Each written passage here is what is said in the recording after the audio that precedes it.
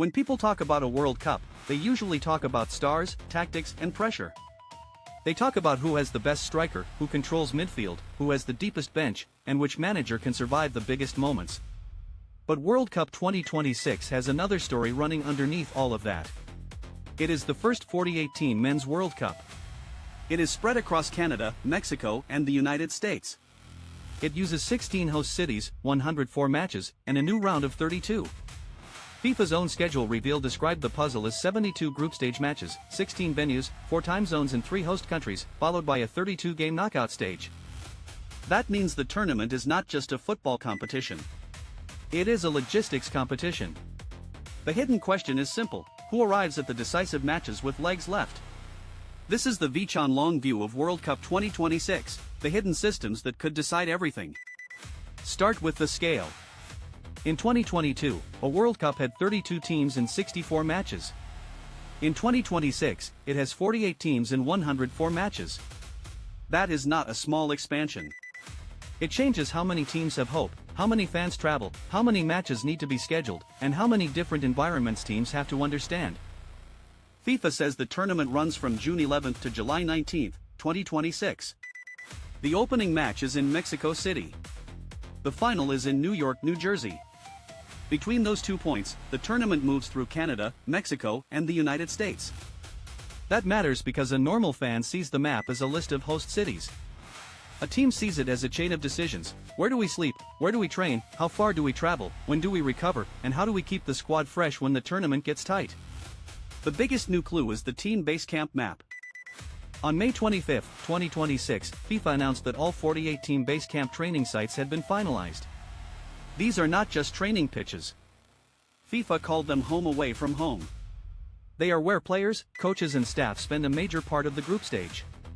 Here is the detail that changes the story. FIFA says 25 communities that are not match host cities will still welcome teams.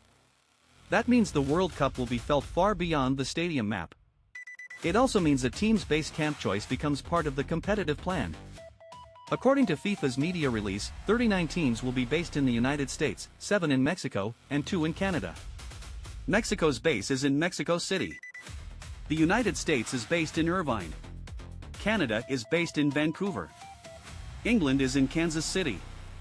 Argentina is also in Kansas City. Brazil is in New York, New Jersey. Portugal is in Palm Beach Gardens. Germany is in Winston-Salem. Spain is in Chattanooga. Those choices are not random trivia. They tell you what teams are prioritizing. Some teams may want proximity to group games. Some may want elite training facilities. Some may want quieter recovery. Some may accept awkward travel because the day-to-day environment is better. And when margins are thin, a calmer base can be worth more than it looks. This is why the base camp map might matter as much as the stadium map. Think about what happens between 2 matches. The public sees 90 minutes. The team sees the full cycle: cool down, media, travel, sleep, treatment, tactical review, training, nutrition, travel again, and then another match. At tournament level, the game is not just played on match day. It is played in the days between matches. That is where travel becomes a competitive variable. FIFA says the schedule was built to optimize venues and kickoff times for teams and fans. The schedule reveal also said the process considered weather, home country broadcast times, recovery, and travel. That is important. FIFA is basically acknowledging that this tournament is a giant balancing act. But even the best schedule cannot remove the basic problem: North America is huge. A team might not cross an ocean during the tournament, but it can still face long domestic flights, changing climates, time zone shifts, and short recovery windows. A long journey can mean disrupted sleep. It can mean athletes feel flat before training. It can mean staff have to decide whether to push a session or protect the legs. Sports science research on travel does not say every flight destroys performance. It is more careful than that. The useful takeaway is that travel fatigue, sleep disruption, and jet lag can affect recovery and readiness, especially when travel is repeated and recovery time is limited. That is exactly why elite teams obsess over sleep, arrival times, light exposure, hydration, and training load. In a one-off friendly, those details can sound excessive. In a World Cup, they are the difference between playing with energy and playing on delay. Then there is heat. World Cup 2026 is a summer tournament across a huge range of climates. Heat does not affect every match equally, but it changes the risk profile. Research on football in hot conditions points to core temperature, hydration and running output as real concerns. Cooling breaks, pre-cooling and recovery strategies are not decoration. They are part of how teams keep players functional. This is especially important because the expanded format can ask more of the champion. The new structure has 12 groups of 4. The top 2 teams in each group go through. Then the 8 best third-place teams join them in the round of 32.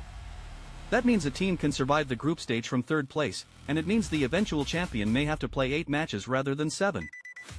8 matches changes the tournament. It rewards depth. It rewards rotation. It rewards teams that can win without using the same 11 players every time.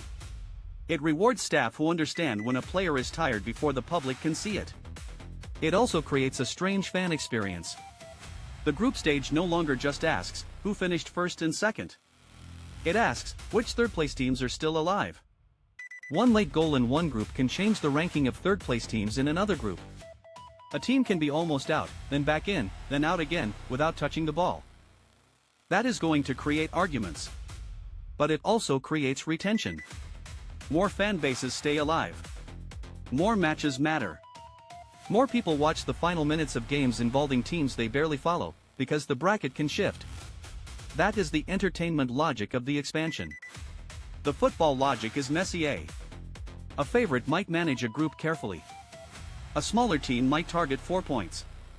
A third-place team might reach the knockouts and become dangerous because the bracket opens. The tournament is bigger, but it is also more volatile. Now connect that format back to logistics. If 8 matches are possible, and travel is uneven, and conditions change, then the best team on paper might not be the best team in Week 4. The best team in Week 4 might be the team that managed energy better in Week 1 and Week 2. This is why base camps matter. This is why recovery matters. This is why the schedule matters. The venues create another layer.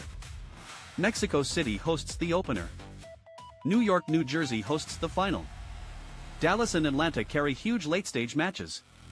Vancouver, Toronto, Guadalajara, Monterrey, Kansas City, Houston, Miami, Los Angeles, Seattle, Boston, Philadelphia, and the Bay Area all sit inside the tournament shape. Every venue has a different travel relationship to every base camp. Every host city has a different climate, stadium feel, and local rhythm. For fans, that is part of the fun. For teams, it is a planning problem. And the planning starts before the first whistle. Imagine 2 teams of similar quality. Team A chooses a base that makes daily life easy, reduces noise, and lets the staff control recovery. Team B chooses a base that looks glamorous, but creates more awkward movement and less rest. Nobody will talk about that on the broadcast before kickoff. But by the 70th minute, when one team is still pressing and the other is late to every second ball, you might be seeing the hidden map. That does not mean logistics will decide every result. Football is still football. A goalkeeper can steal a match. A red card can break a plan. A superstar can ignore the spreadsheet. But in a tournament this large, the hidden systems become harder to ignore. For fans, here is what to watch. First, watch the base camp compared with the group route. Is a team staying close to its games, or accepting travel because the training site is better? Second, watch kickoff times and weather.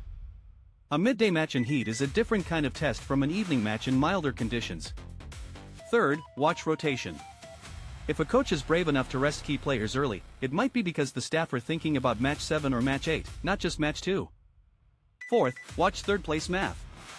When teams know 4 points might be enough, the final group games can become tactical puzzles. Do you chase first place, protect third place, or avoid a dangerous bracket path? Fifth, watch which teams improve as the tournament goes on. That is often the sign of a squad that is adapting to the conditions rather than just surviving them. The biggest mistake is treating World Cup 2026 like a normal World Cup with extra teams. It is not. It is a new tournament shape. It is a football tournament, a travel tournament, a recovery tournament, a fan movement tournament, and a scheduling tournament all at once. That is why the hidden story is not just who has the best starting 11. It is who builds the best operating system around the team. The team that wins World Cup 2026 will still need talent. It will still need courage. It will still need moments. But it may also need the smartest base camp, the best recovery plan, the deepest squad, and the calmest response to chaos. So when the tournament starts, watch the goals. Watch the stars. Watch the tactics. But also watch the legs. Because in 2026, the team that looks freshest in the final week may have been winning the tournament long before anyone noticed.